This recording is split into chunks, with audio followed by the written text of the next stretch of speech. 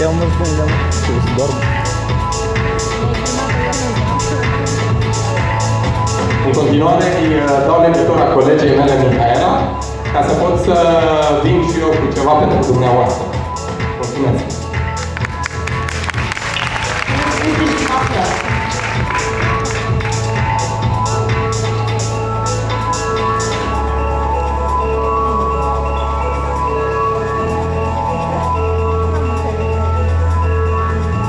După cum vă spunea și colegul meu mai devreme, acest trend se adresează atât tinerilor adolescenți, cât și persoanelor puternice care știu ce vor. Ceea ce ne prezintă acest trend sunt coafiuri atât de zi cât și de seară, sunt coafiuri purtabile, lucruri foarte accesibile pentru toată lumea.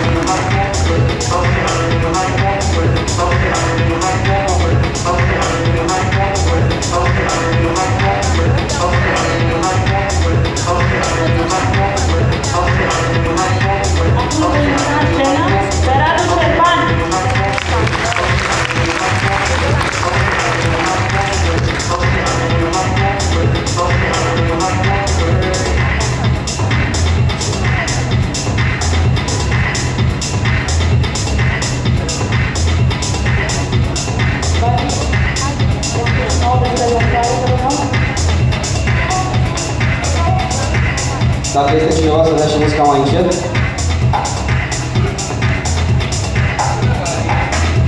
Bună ziua! Bine ați venit, colegul Radu. Flori foarte frumoase. Și asta, arătați un pic mai bine, mai tânăr, nu știu ce s-a întâmplat. De la show-ul trecut, parcă mai venit un pic. Dragi colegi, vreau să vă vorbesc un pic despre tunsoarea mea, pentru că sunt sigur că există persoane foarte interesate de această tunsoare. Este o inspirație Vidal Sassoon și este o tunsoare pentru fetele care spun, mie mi s-a întâmplat, nu știu dacă mi s-a întâmplat și dumneavoastră, să aștepte o jumătate de oră, o oră, între timp în care îți mai termină o clientă, o doamnă, și vine pe scaun și întreb, cum te tun? Și spune, parcă n-aș vrea așa. Și de ce nu ți-a plăcut? Că îi stătea foarte bine, nu-i pentru mine. Ce înseamnă nu-i pentru mine? Nu știu, e prea linie, prea clasic, vreau altceva. Vi se întâmplă? Vi se întâmplă că avem aceleași lucruri pe oane și în salon. Avem aceleași lucruri. Și atunci, asta este o tunsoare foarte, foarte potrivită pentru fetele care nu vor linie, care nu vor ca lateralele să fie așa, să le măsoare. Nu, că îmi depășește un pic aici. Mai am un colț, un pic. Exact pentru aceste tipuri de persoane este această tunsoare. Tunsoarea mea am început-o foarte simplu, bineînțeles, de ieri, pentru că ar fi durat ceva timp. Am tuns zona cefei care am luat-o cu cărări orizontale de o parte și de alta până în zona deasupra osului occipital, dar oblică în vârful urechii. Această ceafă, această zona a cefei este foarte... Această zonă a cefei este foarte importantă pentru că ea dă volumul coafiurii, ea dă susținere, ea este baza. Și de-aia trebuie foarte, foarte bine picălit și trebuie tuns la linie, după ce ați terminat cu cărările orizontale tunse până în zona cefei, în linie dreaptă, după care, mai puțin să te întorci, trebuie ridicat și tras către dumneavoastră și tăiat la un unghi drept. Foarte, foarte important este să nu vă duceți și să tăiați mai jos de jumătatea urechii. Pun pariu că nu v-a zis nimeni treaba asta. Ce se întâmplă? Se subțiază mult prea mult și nu mai se creează acest volum, acest pompeu.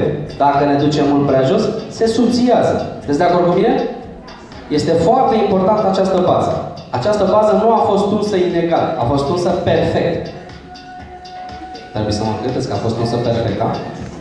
N-aveți cum să mă măsurați dacă mai e un colț sau nu.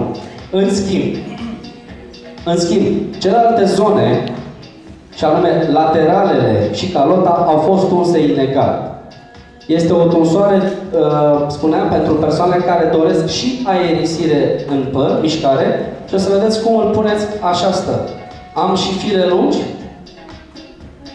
pe care le puteți, exact cum am făcut, colora cu alte nuanțe, alte meșe, pentru a pune lumină în păr și sper să vă placă. Vă mulțumesc foarte frumos!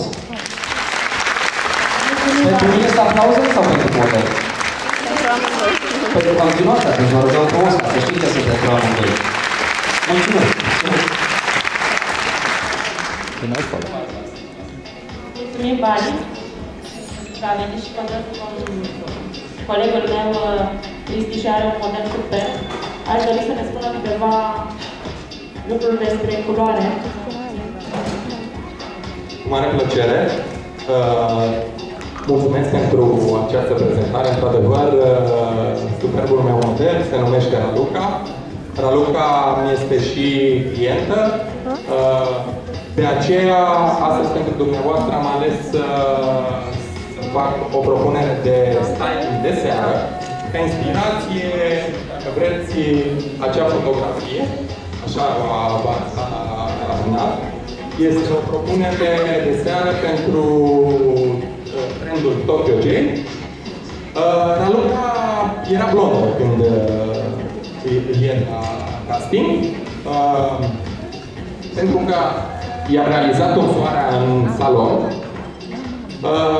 I-am spus, ea fiind din Ploiești, i-am spus că avem un eveniment la Ploiești. I-am propus să vină să-i schimb culoarea la acest eveniment. Și am propus această nuanță de negru perlat, 2 pe 8, dacă îl